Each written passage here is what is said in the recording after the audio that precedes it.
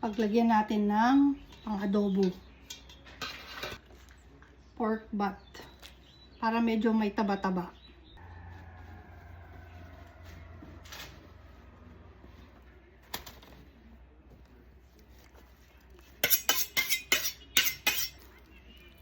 Yun ang pinakamatrabaho na part. Maghiwa.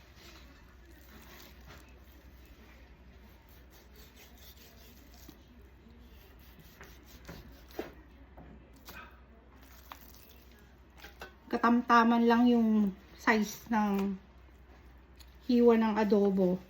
Hindi naman tayo cook, no?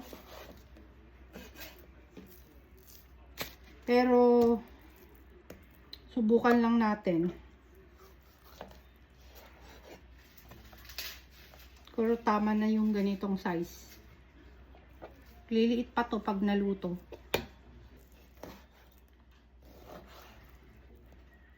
Sarap kasi sa adobo may taba.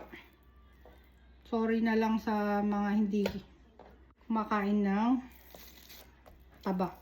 Puro laman naman yung aadobohin mo. Masyadong dry.